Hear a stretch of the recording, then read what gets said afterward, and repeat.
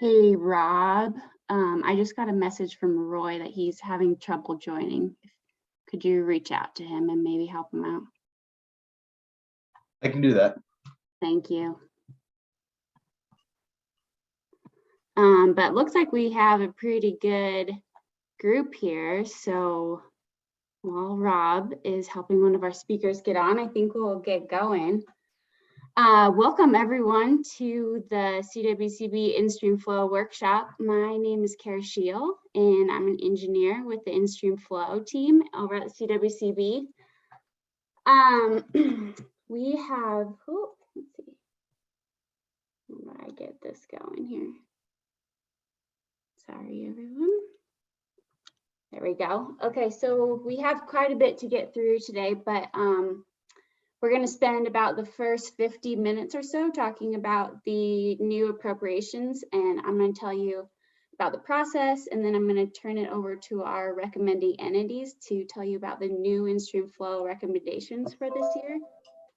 And then we have our acquisitions team here to tell you a little bit about that program, and the Colorado Water Trust is here with us as well to tell you about their request for water process. And then we will have about 10 minutes or so at the end to answer questions. I think with such a large group, we're going to ask that everyone just put your questions into the chat and we'll try to get to them that way. If for some reason we run out of time and don't get to everyone, I'll be sure to leave my email, or feel free to email me directly if you would prefer to ask your question in that manner. So I'm going to take this opportunity to introduce our team over at CWCB. Rob Veal is our section chief. Brandy Logan is our new appropriations water resource specialist. Myself, Kara Shiel, I'm an engineer with the new appropriations team. Laura Field Summers is our hydrographer. Kaylee White works on legal protections and acquisitions. Colin Watson is our legal protections engineer. Pete Konovitz just joined our team. He is our acquisition specialist. And last but not least, Kim Ricotta is our legal protections paralegal. So just to start off with some basics and remind everyone of what an in-stream flow, an ISF, or a natural lake level NLL water right is. So they are similar to other water rights in many ways. They're for a defined amount during a season or a time period. They are given an administration number and administered within the state's prior appropriation system, and they are recognized as a beneficial use. However, they're also unique in many ways. They can be held exclusively by the CWCB.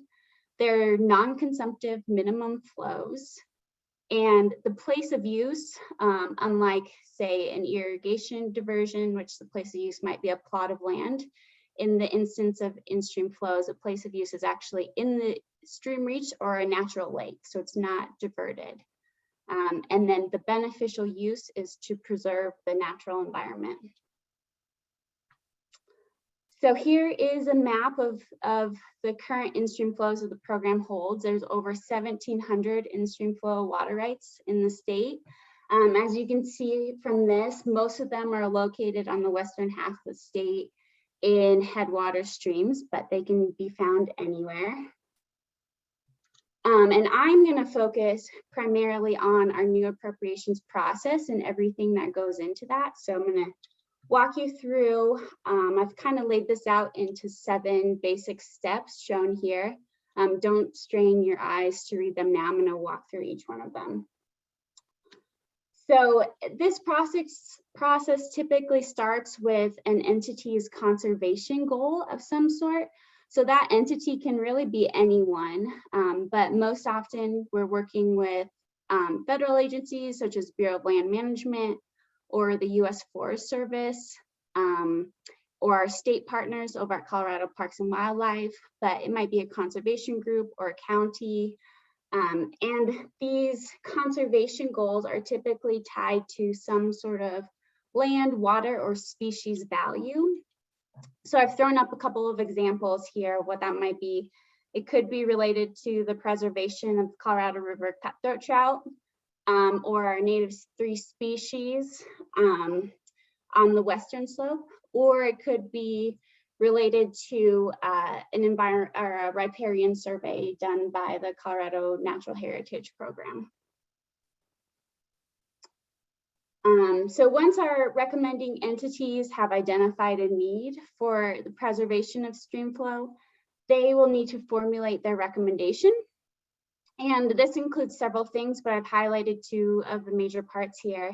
The first will be to identify a natural environment. So typically this is the presence of a fishery like the cutthroat trout shown in that picture, but can be any natural environment that is water dependent. So it could be macroinvertebrates, or similar to hanging lake shown in that upper right picture. It could be a unique geological feature. And then once they have identified the natural environment, they'll need to determine the minimum amount of flow to be able to preserve that natural environment. So this is typically quantified using the R2 cross model, which determines the stream flow that will meet 3 hydraulic parameters that are tied to habitat.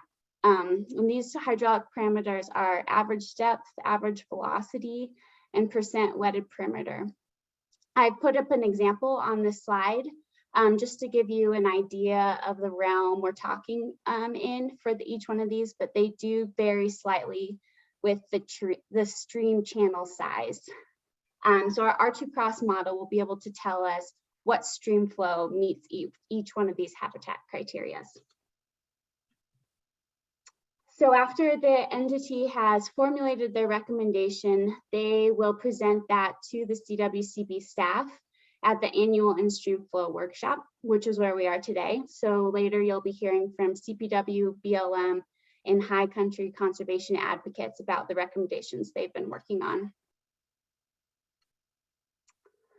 So once CWCB staff has received that recommendation, then we will perform our own independent analysis to determine how much water is available for an in-stream flow appropriation. We fondly call this our water availability assessment. So this is a data-driven approach in which we're looking for the best available information. And that might be if there's a stream gauge on the creek or in the area. At times we install our own stream gauges. We use statistical models like the USGS stream stats. We often look at diversion records or use any other information we can find, such as information from water commissioners or local partners that know the stream systems the best.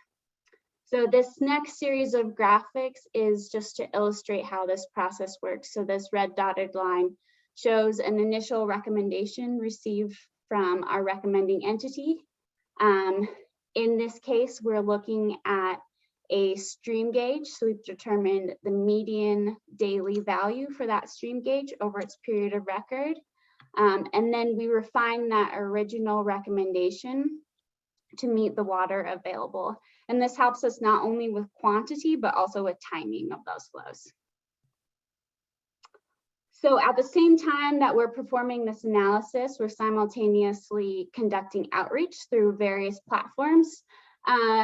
We send out notices through our subscription mailing list. And if you are not on this list already, I encourage you to sign up.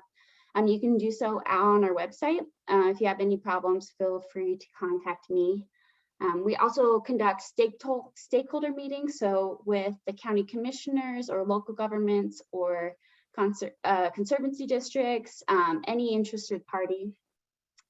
This year we started posting notices in local newspapers and sending out letters to landowners, and we're also contacting the Division of Water Resources.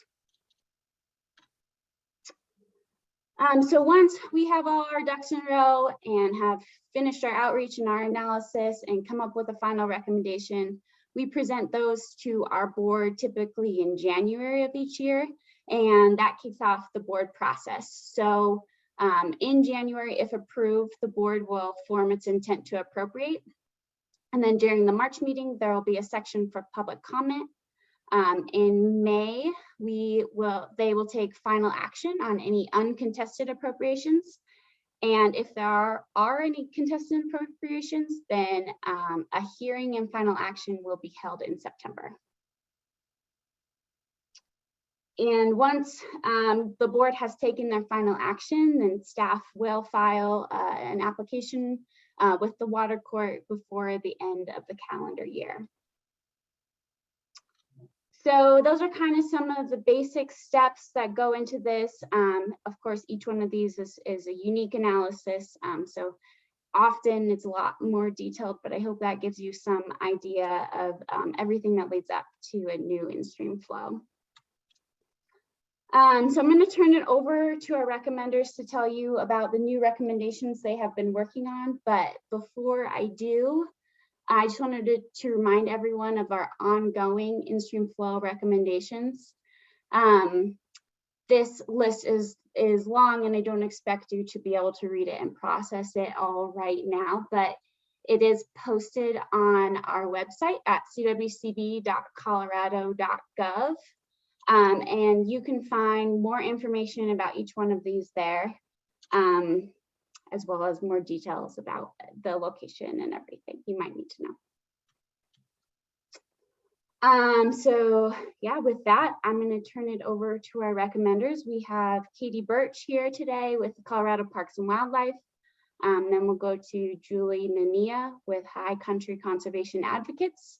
And lastly, to Roy Smith at the Bureau of Land Management. I put my email here. I'll drop it in the chat as well. Make sure that everyone has it. We also have a comment form on our website. Again, I put the link here, cwcb.colorado.gov, if you would like to reach out to us that way. So with that, I'll stop sharing, and Katie, go on and take it away. Awesome, thanks, Kara. Can everyone see my screen? Yep, we can see it, Katie. Okay, perfect, thanks. Hi everyone, my name is Katie Birch. I'm the Instream Flow Program Specialist for Colorado Parks and Wildlife. And today I'm going to be talking about the in-stream flows that we're going to be recommending in 2022. And I'll pause and note, Kara had mentioned kind of the ongoing in-stream flow efforts, and these streams that I'll be presenting are kind of a continuation of past efforts. There's only one new stream that I'll be talking about today, so certainly more information can be found there. So first up in Division 1 is Vermilion Gulch. This is a stream that's in the headwaters of Clear Creek. It's a sister stream to Dry Gulch, which we recommended recently to the CWCB, and they formed their intent to appropriate. These are two sister streams that are essentially sites for greenback reclamation. So the greenback cutthroat trout have been reestablished here, so they're of great importance to CPW. Vermilion Gulch has an existing in-stream flow of 2 CFS year-round, and we're going to be seeking a seasonal enlargement during the high flow period. So preliminarily, we're looking at about 7.7 CFS during the high flow period. We'll continue to refine that in the coming year. Next up, moving down to the Gunnison Basin, Division 4, we are partnering with Kirakanti National Recreation Area staff and the Parks Service on Pine Creek and Kirakanti Creek, which are both tributary to Mora Point Reservoir. And they're within, the lower reaches are within the National Recreation Area. So this has been an ongoing partnership since 2016 to co-recommend these in-stream flow reaches with park staff. We're hoping that we'll bring these two to the finish line in the coming year. Pine Creek does not have an in-stream flow on it. Kirakanti Creek does, and we're going to be seeking a seasonal enlargement. For 2 reaches, the in-stream flow is currently segmented at Commissary Gulch, which is in the upper portions. So on Pine Creek, we're a little bit limited by land access. We don't think we can segment the in-stream flow because we can't get into the headwaters. So we'll have one long reach from the headwaters to Mora Point Reservoir, essentially looking at a base flow recommendation of 0.7 CFS and a high flow recommendation of 8.1 CFS.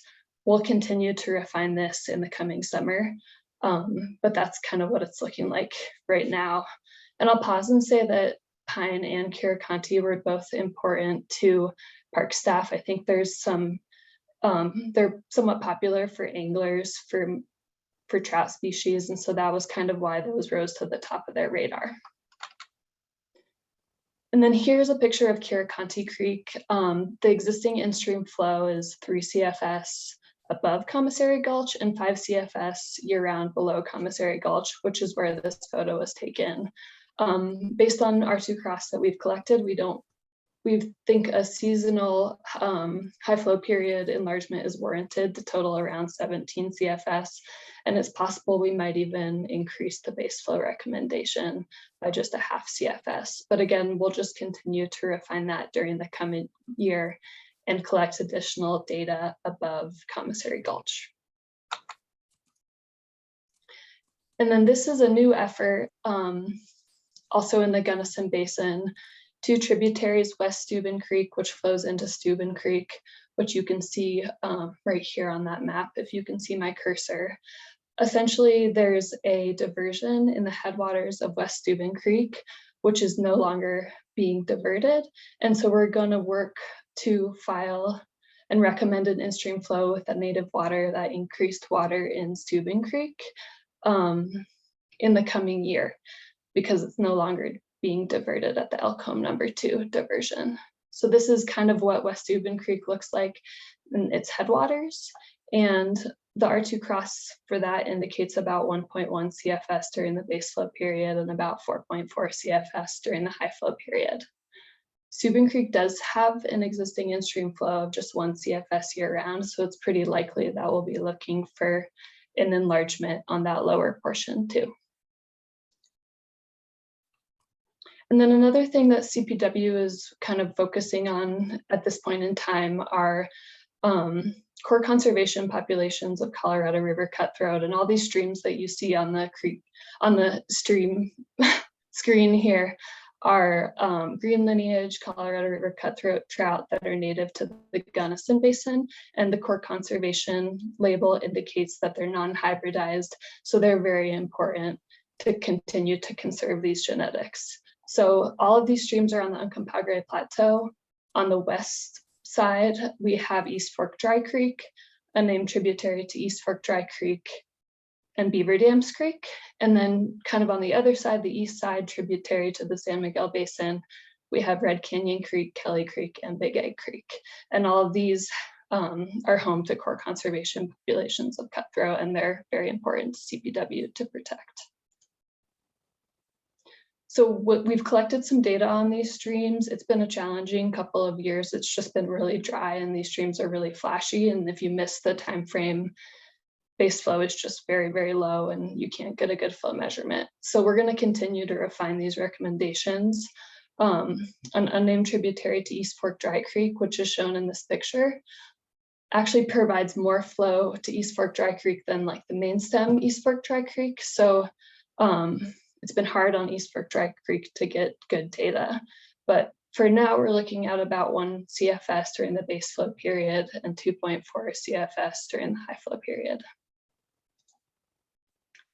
And then on the east side, we have those 3 streams that I mentioned, and we've just had a really hard time on those for the same reason and haven't been able to collect any good data.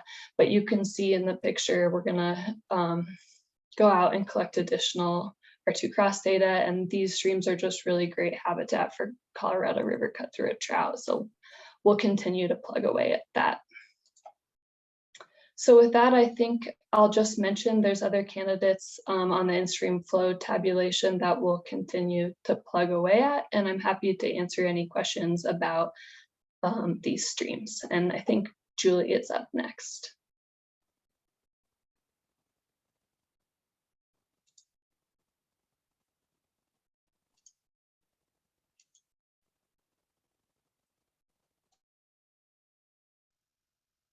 Everyone, let me see if I can get this screen sharing going here. Excellent.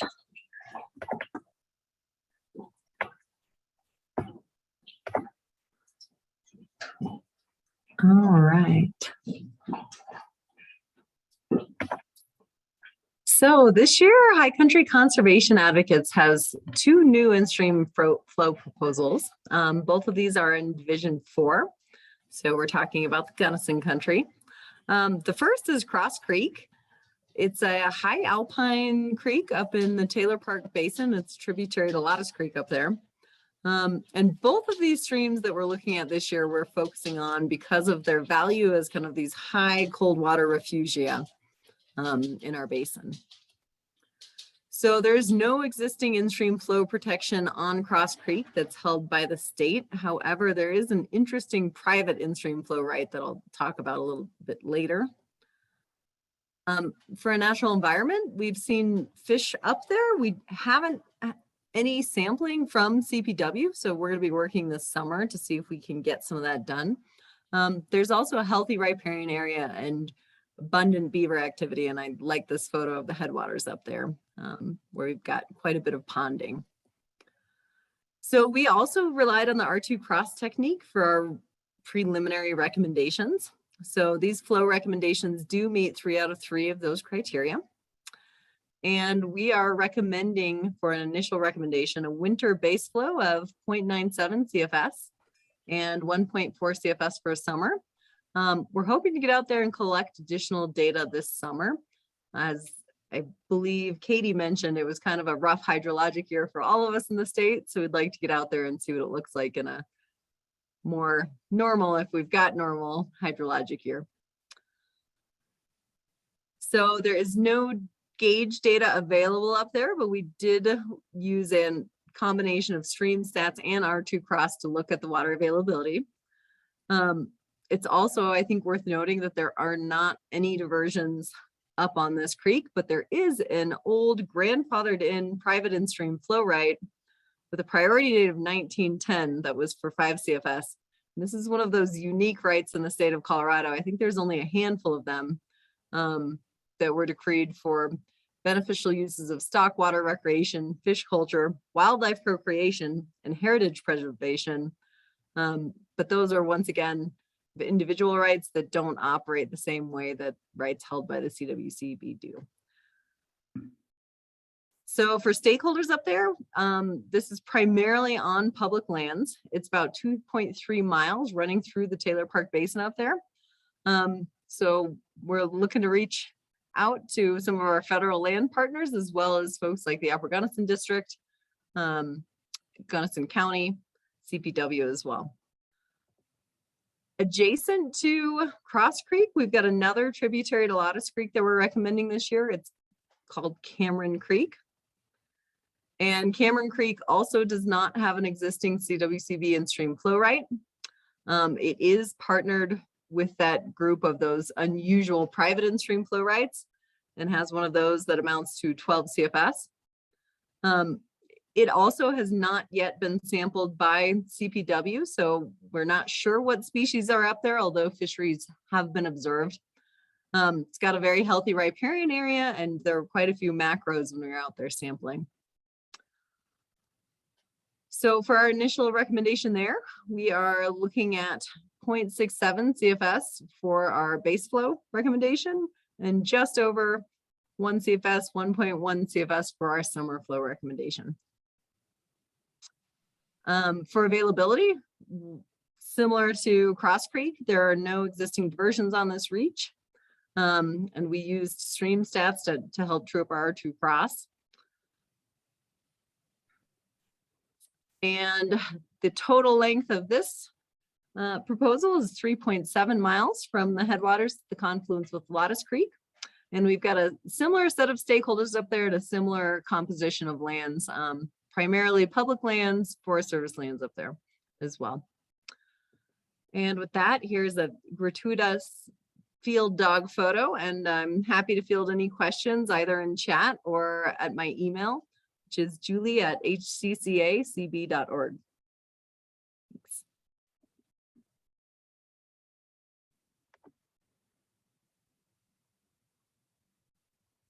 And I think Roy might be on deck next.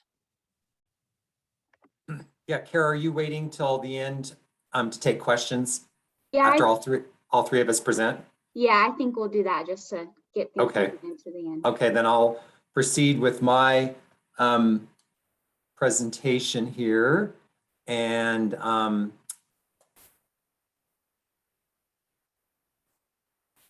Kara, let me know when you can see my screen. Yep, we can see it. Okay. Hold on, I am going to have to move this around so I can actually get access to the slideshow because it's being obscured by the bar. Okay. I'll introduce myself first. My name is Roy Smith. I'm the statewide water rights and in-stream flow coordinator for the Bureau of Land Management in Colorado. Before I talk about the 9 streams that we are bringing forward this year, I just want to mention a little history. BLM has been making in-stream flow recommendations to the CWCB since about 1995. We've made more than 200 recommendations that have been approved, and we're a big cooperator with the in-stream flow program for 2 reasons. One is that we have a lot of multiple use programs that are highly reliant upon assured supply of water, like riparian and wetland management and fisheries management. And the second is BLM has a fairly distributed land ownership pattern with lots of private land mixed in. And we view the in-stream flow program as a particularly effective way to do flow protection, because regardless of what we do on the federally managed lands, we don't have control over what happens on private lands. And so we feel like it's a good partnership tool to protect stream flows.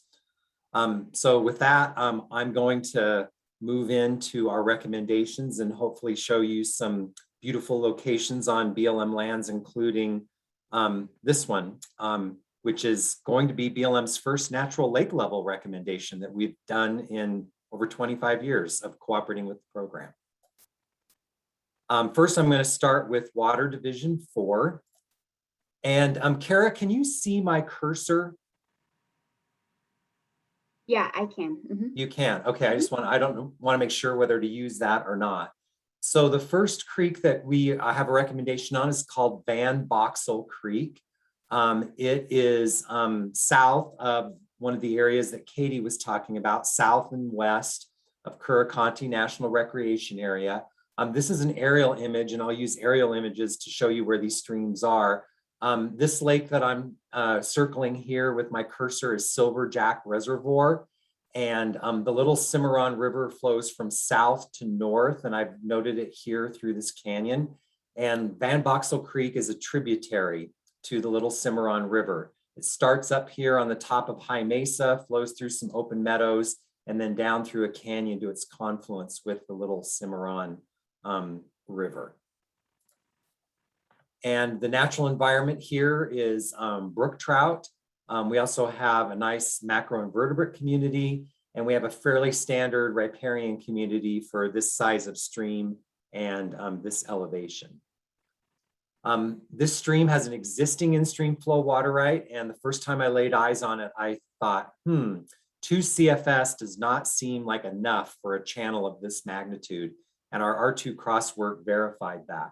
And so what we're going to recommend is 10.8 CFS from April 15th to July 31st, which will require an 8.8 CFS increase, a 4 CFS increase from August 1st to October 31st, which will be a 2 CFS increase. And then our work revealed that 2 CFS appears to be adequate for the cold period from November 1st through April 14th. We expect a handful of stakeholders to be interested here. We have a few private landowners along the creek. The headwaters are managed by U.S. Forest Service, and the entire creek is within Gunnison County. The hydrology is very much snowmelt driven, big flows in the spring, much lower flows in the base flow season, but we do have a consistent base flow because of groundwater discharge. And we only have 1 set of water rights on the creek. There's a point of diversion for absolute and conditional water rights for hydropower production low on the creek, and that's a non-consumptive use. Now I want to move to Water Division 5. This stream is called Derby Creek, and it's a tributary to the Colorado River near the community of Burns. Off the bottom or the south of the screen here is Dot Cerro, and you drive up the Colorado River. That's one of the tributaries that comes in from the northwest. The Flat Tops Wilderness area is in the extreme upper left corner of this picture. So we're looking at a recommendation from the confluence with South Derby Creek down to the confluence with the Colorado River. We have a pretty diverse natural environment here. We have brown trout, rainbow trout, which are introduced, and then we have mottled sculpin, which are native, and it's important brown trout spawning habitat. And we believe that brown trout are coming up from the Colorado River to this creek to spawn. We have an interesting macro invertebrate community as well, because we have some golden stonefly thrown in, which are not super common around Colorado, and we have a super vigorous and diverse riparian community along this creek. There is an existing in-stream flow water right. It's 7.5 CFS, and our R2 cross analysis revealed that during the warm period of the year from April 1st to November 30th, we're going to be asking for an increase up to 11.7 CFS, which will require a 4.2 CFS increase. Our R2 crosswork revealed that the cold winter period does not require a rate increase. I thought this is an interesting picture. I thought for sure I'd walk up to the base of this tree and that it's be about ready to fall into the creek, but it is not. It is very firmly rooted and supported by rocks. So it's just a decorative tree on this creek. The water availability on Derby Creek is snowmelt driven. And unfortunately, we don't have any gauge data available. And the water availability calculation that's detailed could involve quite a bit of work, because there's more than 150 CFS of water rights within this reach, a few in the reach, but mostly upstream from this reach. So as you can imagine, with that many water right holders, we think there'll be a significant stakeholder to be consulted in the process. And we'll also probably be reaching out to Eagle County and the Forest Service, which manages the headwaters. Another stream in Water Division 5 is Little Elk Creek.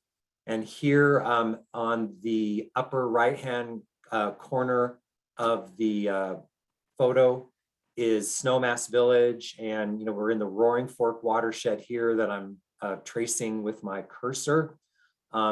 Little Elk Creek ultimately contributes water to the Roaring Fork. It's a small tributary, and we are proposing an in-stream flow water right from the headwaters down to the first major ditch, which does appear to have the capability of drying up the creek. You'll see here, this is where I'm tracing as Capitol Creek, and Little Elk Creek is a tributary to Capitol Creek. The natural environment is brook trout. We have a pretty standard macro invertebrate assembly, pretty standard riparian community for this altitude and size of creek. And it's mostly forested in the headwaters, and the lower part of the reach, including the portion on BLM lands, mostly flows through meadow habitat, but there are some forested portions like our staff is standing in right here. Our preliminary flow rates will be 1.2 CFS during the summer, 0.6 CFS during most of the fall, and 0.3 CFS during the winter.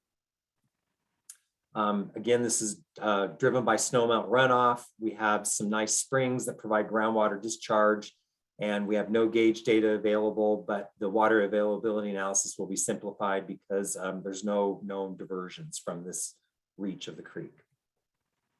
And we'll be engaging the land and water rights owners along the creek. The creek is in Pitkin County, and the headwaters are managed by the Forest Service. The next creek in Water Division 5 is significantly downstream in the Colorado River drainage. We are near Powderhorn Ski Resort on the northeast side of the Grand Mesa. The upper terminus that we're suggesting for this is on the northern slope of the Grand Mesa at the outlet of Coon Creek Reservoir number 4. And the creek goes down through the course I'm tracing with my arrow, and then it's intercepted by the South Side Canal. We have a brook trout and a cutthroat trout fishery. We have macros that seem to indicate super high water quality. And we have a pretty typical riparian community for this elevation. Our preliminary flow rates are 1.8 CFS during the warm part of the year and 0.8 CFS during the cold part of the year. And as you can tell, it is really a jungle in there, and you really got to whack your way through to get access to this creek. The hydrology is driven by snowmelt runoff, but it is highly affected by ditch and reservoir operations. So that will have to be considered during water availability. There is not gauge data available, but there are diversion records available and release records available for those facilities. There's one water right within the proposed reach and 3 water rights located upstream. So we'll be reaching out to those water rights and landowners. Again, the headwaters, like for most BLM streams, is on lands managed by U.S. Forest Service, and this might be of interest to Mesa County. Continuing in Water Division 5, I want to talk a little bit about Hack Lake. Hack Lake is in an area that's very popular for recreation. I'm tracing the Colorado River right now as it flows toward Dot Cerro to the south off the bottom of this photo. Sweetwater Lake, a popular recreation destination, is here, and Hack Lake is just up the mountain from Sweetwater Lake, and it's on the edge of the Flat Tops wilderness area, but not actually within the wilderness area. We have a nice cutthroat trout fishery that has been stocked and managed over the long term by Colorado Parks and Wildlife. We have typical macroinvertebrates, and around the lake, we have a nice riparian community of species that you usually find around lakes at this altitude. These are photos of BLM and CPW staff doing a fish survey of the lake this last fall. Our preliminary natural lake level recommendation for the lake is we're requesting protection of any water stored in the lake up to including full pool, which we believe is at an elevation of 9,689 feet, and that creates 8.92 acre feet of storage. This is a photo of CPW staff working with BLM staff to conduct a bathymetric survey of the lake so that we know that what its total capacity is and what its depth is. The hydrology here is super unusual and interesting. The lake is filled each spring with snowmelt runoff, but then it is maintained by large springs on the north shore of the lake. This is a photo of one of those spring outlets. Even during severe drought last summer, I measured a discharge of 140 gallons a minute from these springs. And we also have substantial groundwater inflow and outflow of the lake due to the highly porous volcanic geology. We're not aware at the present time of any surface or groundwater rights located up gradient. So the stakeholders who will be interested here would likely be Garfield County and Colorado Parks and Wildlife because of their investment in this reservoir. Now I want to move to Water Division 6. This is a picture of the Yampa River in Water Division 6, but it's not a subject of a recommendation by BLM today. We have 2 recommendations in Water Division 6. The first one is in North Park. In the bottom right-hand corner is the community of Cowdrey in the north part of North Park. Up near the top of this aerial image is the boundary with the state of Wyoming. Wheeler Creek is up near the Wyoming border, and it's discharges to a stream I think called Big Creek, if I remember correctly. And our suggested upper terminus is the headwaters, and then the lower terminus is Acres Ditch, the first ditch on the stream system. The fishery is a brook trout. We've got a spruce, willow, alder riparian community. The headwaters flow through densely forested landscapes on BLM lands, and then the stream flows through some open meadows. So you have kind of a combination of the two shown in this photo. Our proposed flow rate is 1 CFS during the warm period of the year and 0.8 during the cold period of the year. This is a headwaters stream with very much a snowmelt driven hydrograph. There's no gauge data available. And I will note that stream flows through the area have been somewhat affected because we had a major burn in this watershed in 2015. And I will note for water rights perspective, it is upstream from all diversions. We're making that recommendation because we know that water users in North Park are sensitive to proposed in-stream flow water rights below diversions because of issues associated with compact administration on the North Platte with the state of Wyoming. So the stakeholders will be Jackson County and other private land and water rights owners along the creek. Excuse me, there's actually 3 streams in Water Division 6. I said 2. I forgot about Waze Gulch. So let me orient you on Waze Gulch. This is Steamboat Lake State Park that I'm circling here. This is Hans Peak, a noted scenic landmark in the area of Steamboat Lake. And this creek starts on the southern flank of Hans Peak, and it flows down through this valley, and it discharges into Willow Creek right below the dam that forms Steamboat Lake. The fishery is a native fishery with mountain suckers in it. We have a spruce, willow, and alder riparian community. And as you can see here, where you can't even see the creek flows through dense willow habitat with lots and lots of beaver ponds. This particular photo is taken during summer, but this photo is taken during very early spring. And with all the leaves gone, it allows you to see a little bit better what this creek looks like. Our proposed in-stream flow rates are 1.2 CFS during the warm period, 0.9 CFS during the fall, and 0.6 CFS during the winter. It's a headwater stream driven by snowmelt, and there's no gauge data available on this creek, but it will be simplified somewhat in terms of water availability in that we believe this reach is upstream from all diversions. Stakeholders here would be Routt County, the U.S. Forest Service, which manages the headwaters. The stream goes through Steamboat Lake State Park, and we do have private land and water right owners lower along the creek. And finally, I want to talk about Vermilion Creek, which is in extreme northwest Colorado in Water Division 6. And let me orient you a little bit here on this aerial photo. So this big area of green is Browns Park National Wildlife Refuge, managed by the U.S. Fish and Wildlife Service. This is the Green River coming from Utah through Browns Park and then tracing south into Dinosaur National Monument. Vermilion Creek is one of the major creeks that goes into the Green River in Colorado. As you can see, it traverses an extremely arid landscape. And it actually starts, the headwaters of the creek are actually in Wyoming.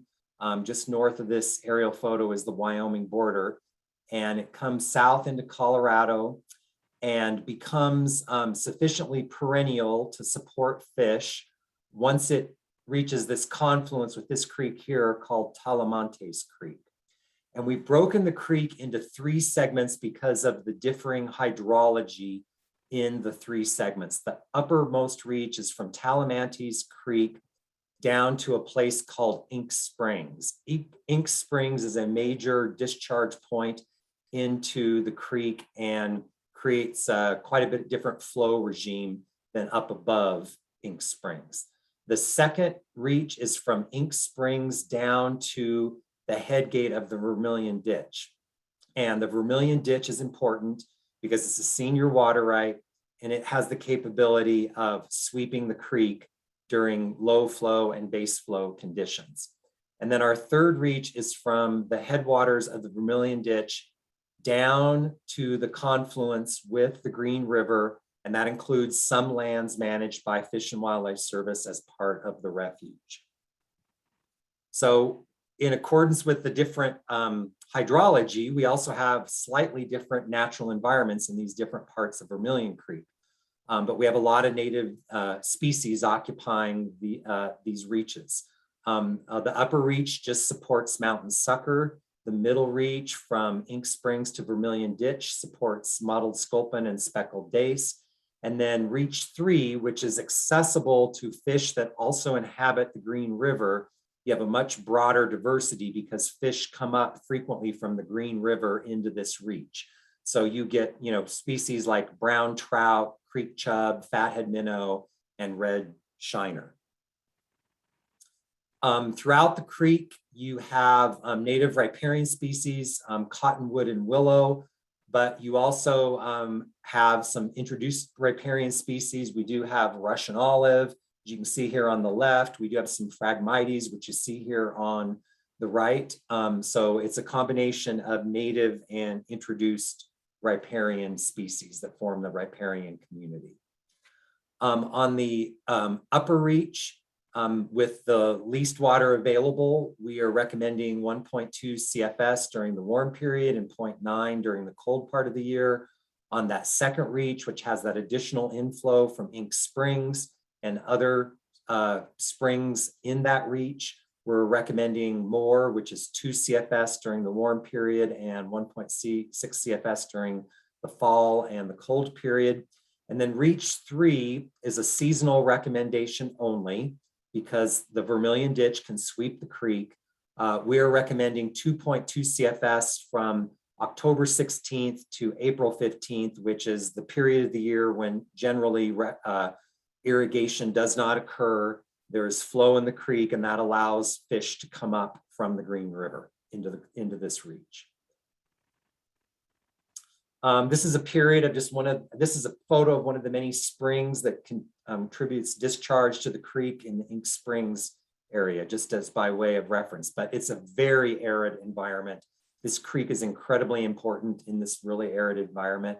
We do have some snowmelt surge in the creek in April and May. It's provided by Talamantes Creek and inflow from Wyoming. The base flows from the springs are super important in maintaining these species. But fortunately, with this really interesting hydrology, we have 3 historic gauges that provide real useful flow information. So for the upper reach, we have no water rights that we're aware of in that reach. In reach 2, there's 4 ditches, and reach 3, we have 1 ditch.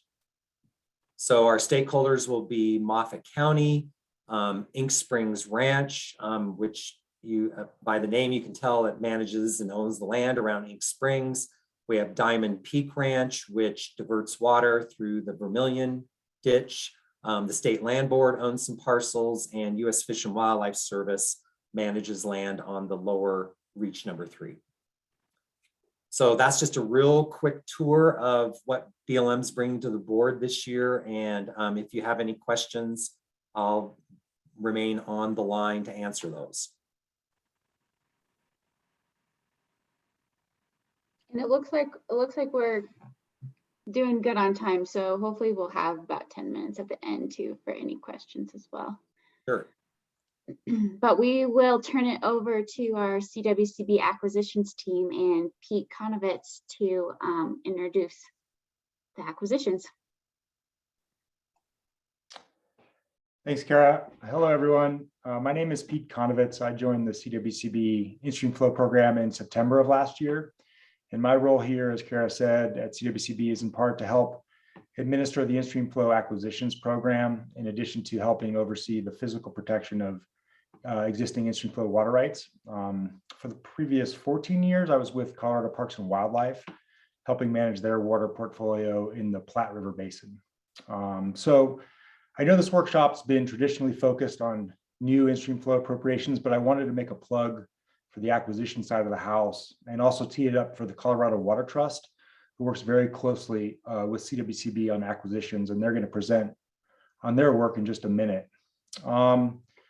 The state has been accepting water rights for in-stream flows through donation, purchase, or lease from willing owners on a voluntary basis for a long time. But new legal tools, funding opportunities, and perhaps a higher profile for acquisitions seem to have really ramped things up in recent years, and the program has been growing pretty fast. The flow protections that can be realized, from acquisitions can be pretty complementary to new appropriations. As an example, an acquired water right can be used not only to preserve, but also to improve habitat conditions. So the amounts involved in a given transaction can be more than just the minimum needed to preserve the natural environment. And the ability to acquire more senior water rights can also create in-stream flow protections on streams where a lack of water availability might prevent a new appropriation, or in some cases, it can increase water availability on reaches with existing but otherwise junior in-stream flows that may not be met all of the time. There's also lots of benefits to the water right owners as well. Fair market compensation for acquired water is the norm, and the existing legal tools can provide real flexibility in terms of water sharing agreements, split season leases, dry year only leases. There are lots of options, and it doesn't have to be an either or proposition. And I know, again, the Water Trust is going to be speaking in more detail on some of these tools and creative agreements in a minute. So I just wanted to introduce myself, and with that, I'll say thanks for your time, and please don't hesitate to reach out to me. I'll also put my contact information in the chat. And with that, I'm going to turn it over to Kate Ryan at the Water Trust.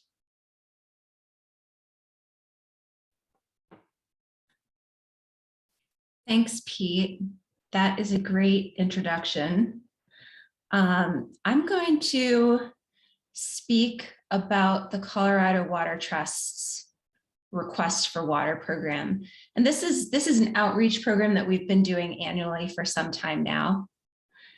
And sorry, let me get my slideshow going. There we go. So our Request for Water process, this is an annual program that we do. We take this show on the road as well. We go to roundtables, we go to water user groups, but we go to water users all over the state to tell them how they can get involved in working with the CWCB to use their water rights for in-stream flow if they'd like to do so. The Colorado Water Trust has been working to do that for just over 20 years now. We work statewide. Our offices are in Denver, but we do have staff in the Upper Arkansas Basin and in Southwest Colorado. And we work all over the state with water users to put together voluntary transactions that benefit the environment. Everything that we do is very flexible. Like Pete said, we do temporary transactions, we do permanent transactions. The uniting factor to all these transactions is that it involves the use of a private water user's right for in-stream flow use by the CWCB or some other arrangement for environmental flow restoration. And I'm going to go over a bunch of the tools that we use, but don't want to overwhelm you with all these tools. What I'm really wanting to give you an idea of are the types of projects that we work on, the areas we work in, and maybe give you or the water users that you work with some ideas of like, hey, this might work well in our location, or this might work well for my water rights. We have already successfully completed 28 projects. And like on the map that Kara showed earlier, showing the in-stream flow appropriations that the CWCB has done over the years, most of our projects are on higher mountain perennial headwater streams.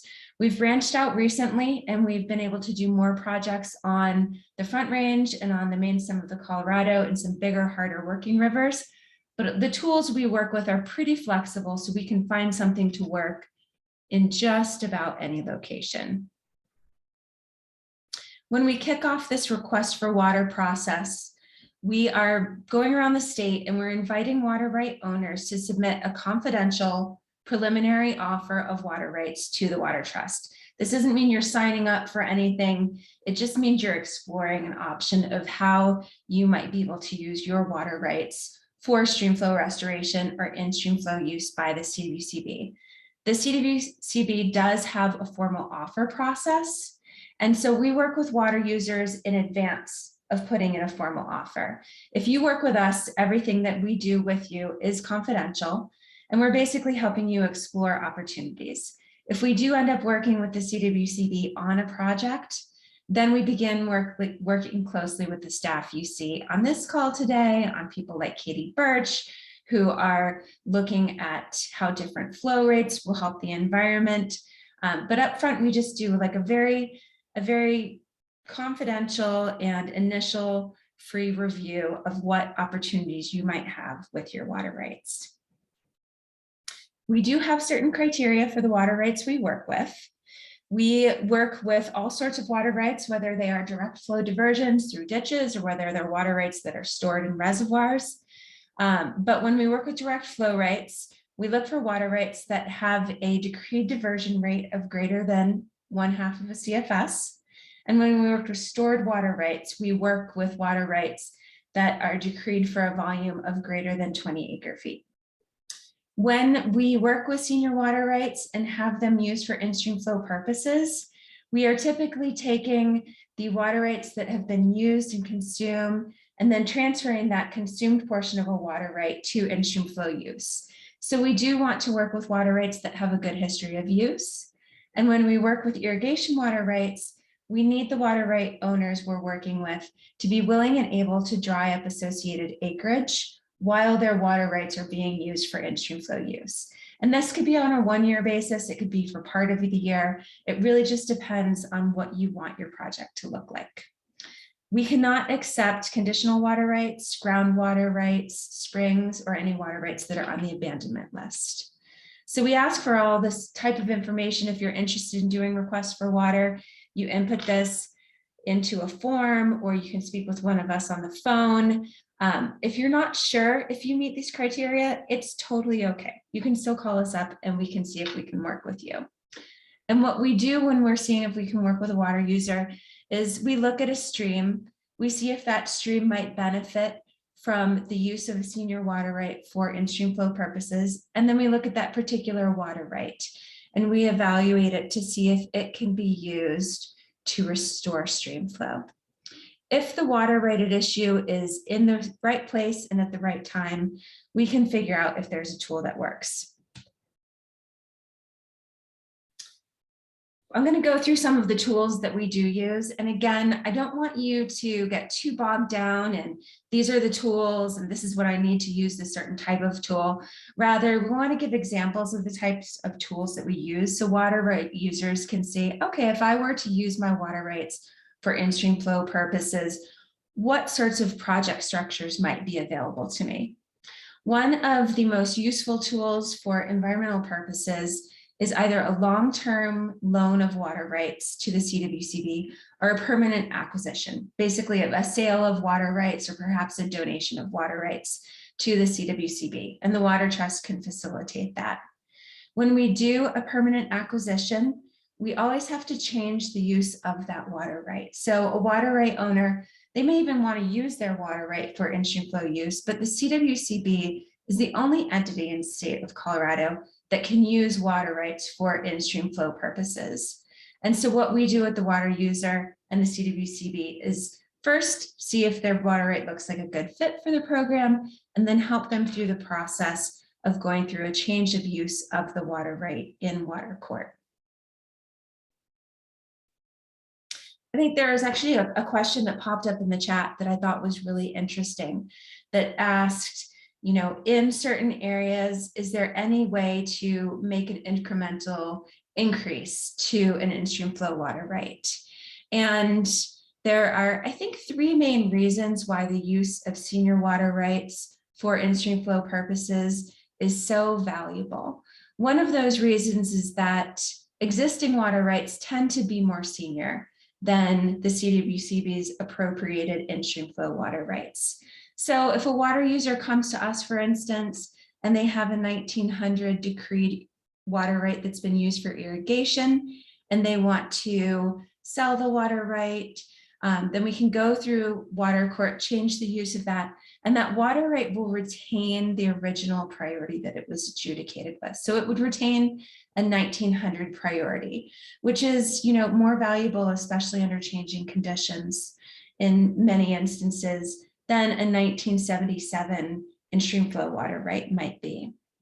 The second reason that long-term loans and permanent acquisitions tend to be so valuable is that they can establish an in-stream flow water right on a stream or a river where the CWCB was not earlier able to appropriate a water right because of water availability problems or for any other problems at all.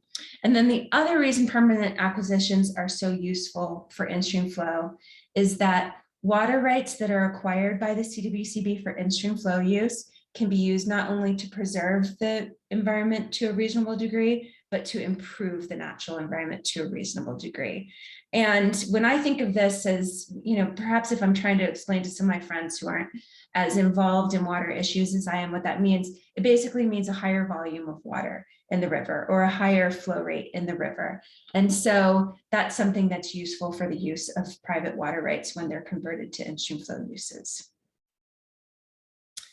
The Colorado Water Trust also assists the CWCB with temporary loans of water rights to in-stream flow use. This is a program that was first rolled out in 2002, and we used this temporary loan program beginning in 2012. It was really successful on rivers like the Yampa. And when we originally used this tool, it was something that allowed for temporary loans of water to in-stream flow use in 3 out of 10 years. It's been really successful from the perspective of the CWCB and from water users as well. So this was legislatively expanded a couple of years ago to facilitate temporary loans of water to the CWCB for in-stream flow use in 5 out of 10 years. When a water user wants to do this, this means they retain ownership of their water right, but it can be acquired or leased by the CWCB for up to 5 out of 10 years. When the water right is used for in-stream flow purposes, that can only be done for 3 consecutive years. And then once you reach the end of your 10-year period, if this program has been a success, then the water user and CWCB can go back and seek administrative approval to do this for 2 additional 10-year terms. So for a total of 30 years, that water could be used for in-stream flow purposes for up to 15 years total. Another version of this loan program is a 1-year expedited loan. So it does take some time to set up a 5 and 10-year loan of water to in-stream flow. And there is an expedited process that's really useful for rivers that are experiencing drought or some critical need during the year. There is a quicker administrative approval process that can be used to boost flows. One drawback of doing an expedited loan is that whereas those 5 and 10-year loans can be used to improve the natural environment to a reasonable degree, expedited loans can only be used to preserve the natural environment to a reasonable degree. But they're a really good test case for water users who think, I'm not entirely sure, or there's a drought situation on my river and I only want to help this year. They are a great tool for that. I'm going to move into something that I think of as being more like programs that use the acquisition tools I described rather than simple acquisition tools on their own. Something that the Water Trust has done lately is to coordinate reservoir releases using acquisitions. So the Water Trust could assist the CWCB in either leasing or doing annual purchases of water in reservoirs and then releasing that water to rivers downstream of the reservoirs. And when we do this request for water program, where we're going around the state and talking to water users, it's not really our intention that a water user is going to say, oh, I can bring to you a whole reservoir release program. But we do go to roundtables. We do have water users who work and operate near reservoirs. And if you had a water right that you thought might be amenable to this sort of use, we are happy to speak with you. Something that's really useful about reservoir releases is that we can work with the reservoirs to ensure that the timing of our releases are as productive in boosting stream flow as possible, because we can time those releases. And so another thing that we've done with water users who operate near reservoirs is to exchange water rights that we've acquired to upstream reservoirs and then to release them at strategic times. Another program that we've begun working with is called a stream flow augmentation plan.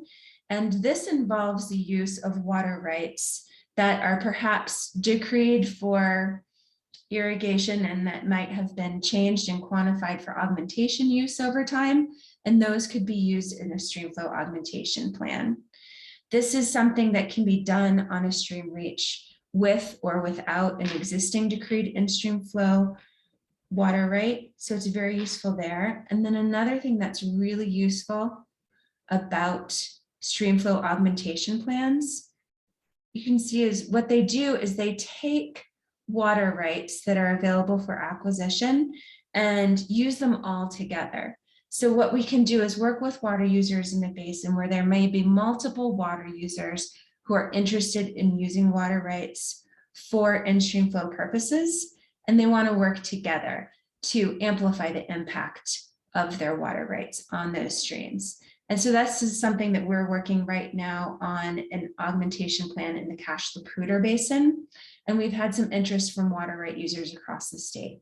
And again, when we go around and do outreach in our request for water program, it's not our expectation that a water user is going to come to us and fill out a form and say, hey, I've got a perfect idea for a stream flow augmentation plan. It's really complex, but this is what we're here to do, is to see what water rights water users want to use for in-stream flow purposes and to help them find ways to do this. And this is a really impactful way with a lot of local control that we can help water users do that.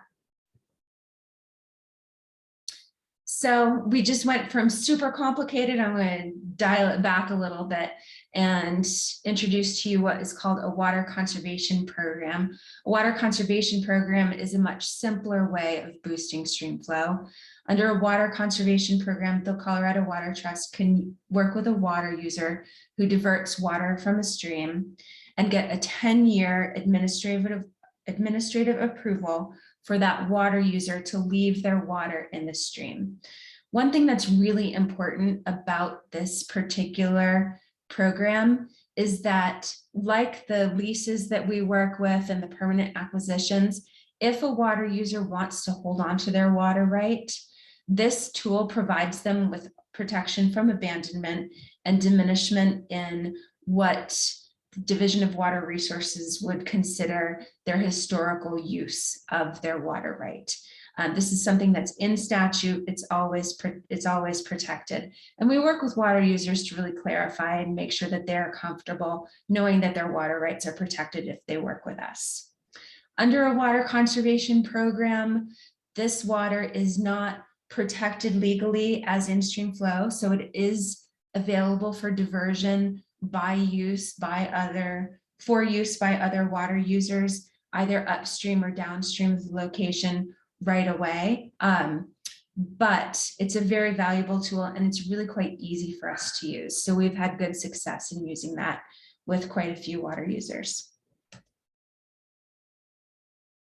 I'm going to turn back just a little bit to describe how we develop projects and how we work with water users on transactions. We do an intake that is all confidential. And if a water user decides they want to move forward with us, we will begin to work with CWCB staff to complete an approval process for in-stream flow use or for a water conservation program. When we do that, we determine the fair market value of a water right. We work with professionals in this sphere to make sure that there is a well-done determination of fair market value based on comps, based on other things. And then we can use that to negotiate a lease or a contract between a water right owner and the CWCB. We do fundraising so that if there is compensation requested by a water user, we are happy to provide that. The CWCB does also have funds that it has available to it for in-stream flow acquisitions, but we like to complement the state funds or to provide funds when a water right may be used for environmental restoration purposes, but perhaps not protected as in-stream flow use. Compensation is negotiable, and we work on the terms of compensation when we work with a water user. So for instance, we'll take things into account such as the value of their water right, the value of lost crops. We try to be very creative and expansively thinking when it comes to compensation. The timeline for a request for water process is laid out here. every year, pretty much in January, we have a time at which we're beginning to do outreach and go around to water users like I'm doing today and describe our acquisition process. We do that through the spring, and we're beginning to get some offers right now. Like I said, people can go to our website. I'll provide that in the slides. And we can also take calls, but we hope to get our offers of water from water users by June 30th of each year. That's not a hard and fast deadline. This is just a deadline that provides us space to do the stream flow needs evaluations and water right evaluations that we need to do so that we can then provide responses to water users by September and work on transaction and project development with water users and then together with the CWCB beginning in the fall. Just a recap, we do provide compensation for the use of water rights. We're very flexible, so we can facilitate permanent acquisitions, but we can also facilitate water sharing opportunities. For instance, split season use is something that's been attractive to many water users that we've worked with. They use their water for irrigation use during the early seasons of the spring and the summer, and then starting in July or August, depending on their particular water body and irrigation needs of a water user, they might leave their water in the stream, and we can compensate them for that limited environmental use of water as well. There are accounting safeguards against abandonment of water right or any reduction in historical consumptive use allocations of that water, and that is written out in statute. Everything we do is entirely voluntary, and something that's really special to us is that we get to work with water users who want to enhance stream flow in their local streams, and they also want to be using and protecting their private water rights to do so. I can copy and paste this website into the chat when we're wrapped up here, but we have a lot more information on our website if you're interested. The timeline is available. There is an offer form for water users to fill out, or you can call us up. There's more specifics about the water rate criteria I discussed, like, seeing that is your water rate on the abandonment list, probably not going to work, but these criteria, take them with a grain of salt. If you're interested in discussing with us, please do feel free to reach out. And there is also more description of the transaction options on our website. Again, they're pretty technical, so we are happy to walk you through them over the phone or otherwise at any point in time. All right, with that, I am going to close down the screen sharing, and I'm happy to take any questions as well. Yeah, thank you, Kate. It looks like we've been fielding some questions in the chat as we go, but I wanted to open it up now in case anyone else had another question.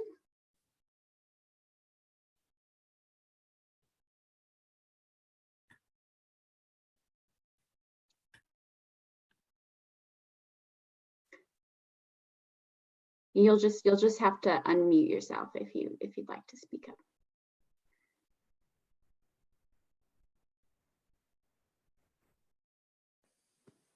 Yeah, this is Kirk Vincent on the South Platte Basin Roundtable. I just showed up today to see what I could learn, and I really appreciate this whole discussion.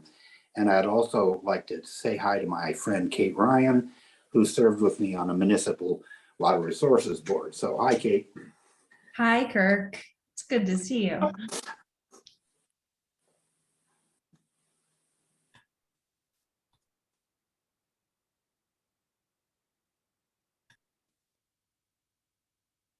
Okay, well, I guess if we have no questions, then we will conclude a little early, and feel free to reach out to anyone presenting today. I will be posting these presentations as well as the recording to this meeting on our website. That page is not quite live yet, but should be within the next week or so. So be on the lookout for that. And thank you everyone for being here today. Bye, thank you.